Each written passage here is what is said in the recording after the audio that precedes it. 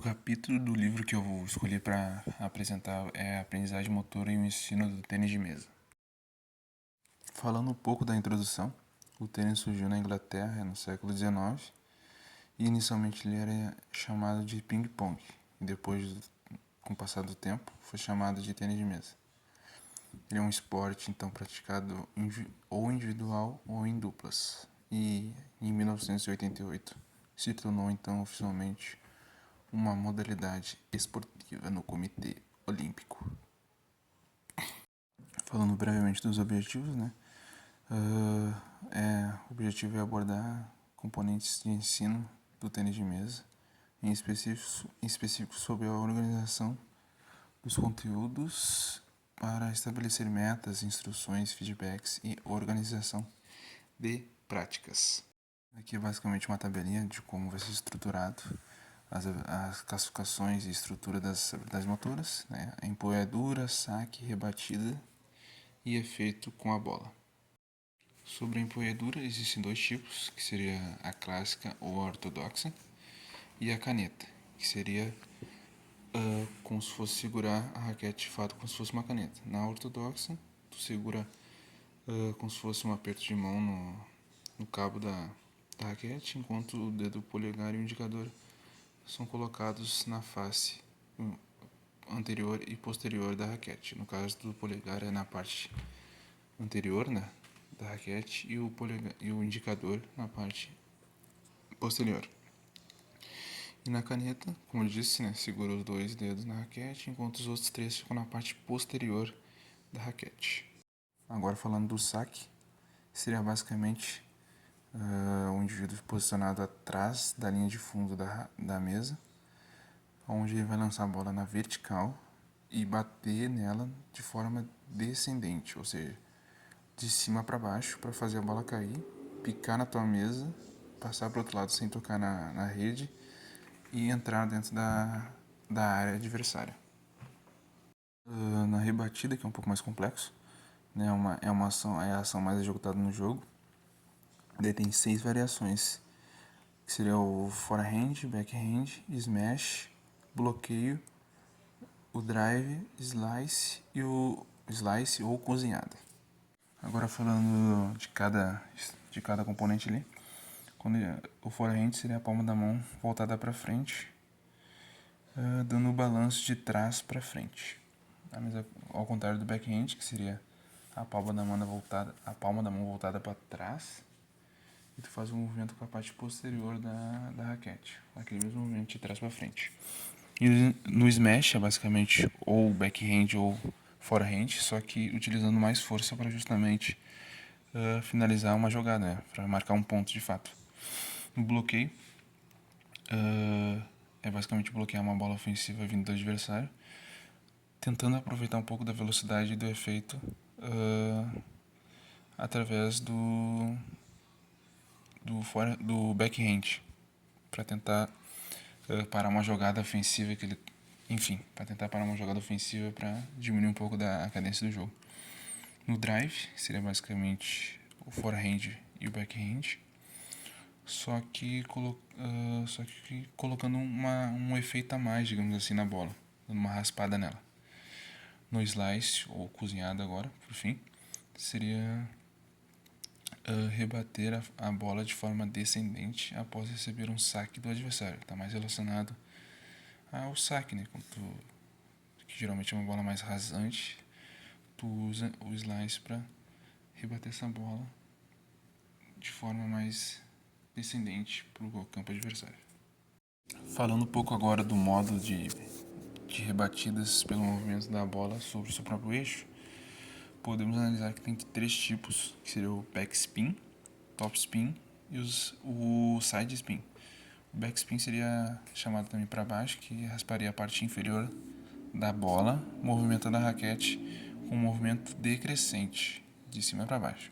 Enquanto o topspin, que seria para cima, raspar a parte superior da bola, fazendo um movimento ascendente, de baixo para cima.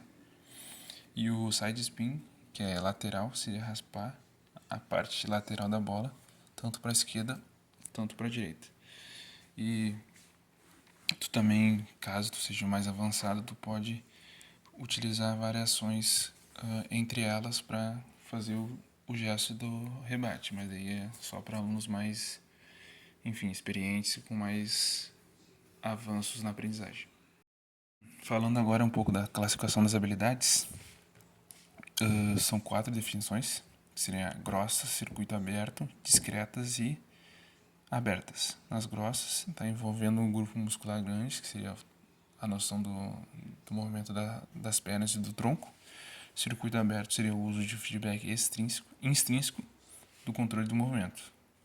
Ou seja, o aluno teria a noção de como o movimento dele com a raquete está sendo executado.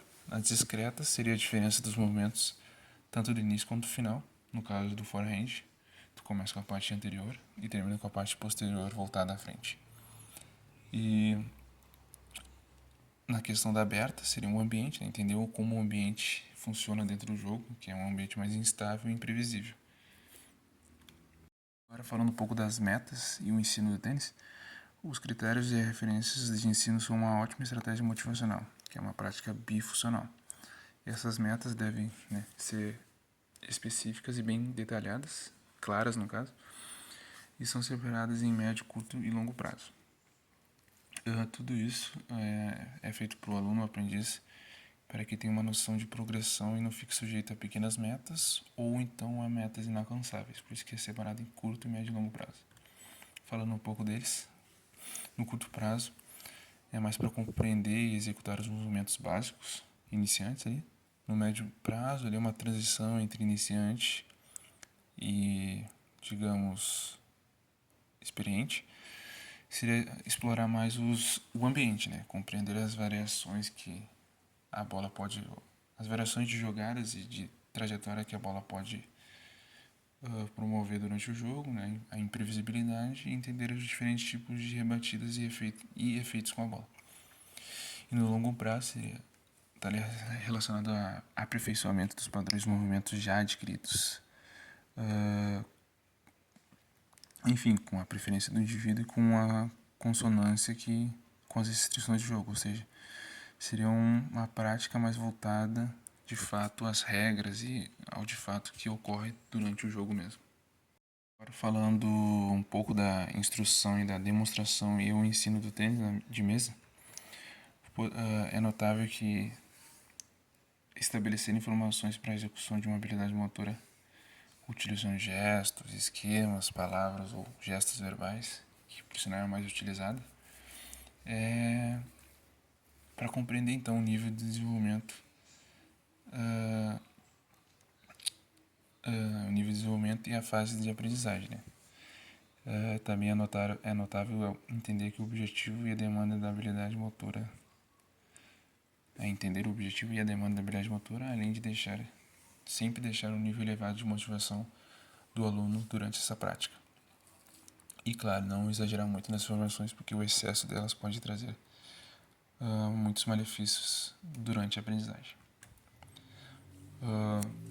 Por parte da demonstração, é notável que os tipos, né, a forma de como tu segura a raquete, no caso ali da ortodoxa, que eu tinha falado anteriormente, tu vai mostrar como pro aluno como se pega, no caso, como se fosse um aperto de mão, onde o polegar fica na parte anterior da raquete, que seria o forehand, e o dedo indicador seria a parte posterior da raquete, que seria o backhand. E vale a mesma coisa para a pegada da caneta, que o aluno poderia utilizar os dedos indicador e polegar para segurar a raquete e colocar os demais dedos, né, na parte posterior ou no backhand da raquete, para executar o movimento. E um adendo sobre a pegada da caneta, o forehand vale por a mesma coisa que a pegada clássica, ortodoxa, só que o backhand não é muito utilizado justamente porque os dedos o anelar, o médio e o minguinho, eles ficam na parte posterior, ou seja, eles ficam na face posterior, que seria o backhand, então acabaria batendo no dedo caso fosse executado dessa maneira. enquanto bloqueio, smash, backspin, topspin, sidespin seriam basicamente realizados da mesma maneira em ambos as pegadas. Agora falando um pouco da variabilidade, seria basicamente que esse tipo de método de ensino pode melhorar a capacidade de adaptação nas condições do jogo por parte do aprendiz e também para aproximar mais do jogo real, de fato. E daí tem 3 tipos de prática dessas variabilidades, seria a prática constante, em blocos e aleatória. E elas são ferramentas bastante utilizadas dentro do processo de aprendizagem. E falando um pouquinho ali de como funciona cada, a constante seria uma prática de um mesmo momento sem muitas variabilidades, e em bloco teria um pouco de mais variabilidade, mas seria mais para iniciantes de fato. E na aleatória seria onde teria uma maior variabilidade, né? Uma alta instabilidade e imprevisibilidade de movimentos e de trajetórias da bola, que é a que mais se aproxima de fato ao jogo real. E além disso, né, essa escolha do tipo de aprendizagem depende muito do nível de aprendizagem do aluno e do estágio que ele está durante a prática, né? Então, alunos iniciantes não podem fazer aleatório justamente porque eles não têm uma noção do movimento. Então, o mais ideal seria fazer a prática constante, que seria basicamente realizar um mesmo movimento para eles criarem uma memória muscular sobre esse movimento para depois, então, aperfeiçoar eles durante a prática aleatória. Agora, partindo para o feedback extrínseco, é uma informação que é dada sobre a habilidade motora que está sendo ensinada, no caso, aprendida pelo aluno. E os tipos de conhecimento usados quando falamos de feedbacks extrínsecos está relacionado ao feedback, ao resultado e à performance. Que no caso eu separei 2 tópicos, né? Resultado e performance. Onde seria o resultado é uma ação executada do movimento, que é facilmente visto pelo aluno. No caso do tênis, é facilmente visto, porque seria o movimento da raquete nas mãos. Então, ele facilmente teria uma noção de que movimento ele está fazendo. Mas, no caso, ele não se atentaria aos movimentos de coordenação do corpo dentro daquele espaço. Então, por isso que a performance se encaixa melhor, porque ela analisa os padrões de movimento e coordenação do corpo dentro do jogo. Como eu falei, o movimento da raquete é facilmente visto porque ela está no campo de visão, mas o movimento do corpo, seja das pernas ou do tronco, não é intrinsecamente visto pelo aluno, mas no caso do feedback extrínseco do professor, ela é facilmente vista, então é facilmente trabalhada. E é mais trabalhada para alunos iniciantes, que não têm tanta noção corporal e de movimento dentro da mesa de tênis. Em relação às metas com o feedback extrínseco, no caso do curto, médio e longo prazo, quando falamos de feedbacks de curto prazo, está relacionado à empunhadura, ao posicionamento e movimentação na mesa de tênis. E médio prazo seria mais próximo do jogo, né, que seria a rebatida e o deslocamento e trajetória da bola. E longo prazo seria mais os feedbacks de autocontrole, que atenderia às necessidades do aluno, e a autoobservação, né? A autoobservação que seria basicamente analisar os erros e através deles tentar corrigir e tentar melhorar para não cometer os mesmos erros. Praticamente seria isso na autoobservação. Agora, por fim, né, o fechamento, as considerações finais. São poucas as obras que, de fato, focam sobre o ensino a partir dos conhecimentos de aprendizagem e de ensinar sobre o conhecimento em si, de como as pessoas aprendem. Então, dentro desse artigo, desse capítulo do livro, né, a partir dos conhecimentos produzidos por um campo de investigação, que é, no caso, a habilidade motora, foram abordados componentes de ensino para o tênis de mesa, que seria basicamente as metas, as instruções e também os feedbacks, tanto extrínseco quanto extrínseco, e também processos de demonstração de fato de como funciona o tênis dentro da aprendizagem motora.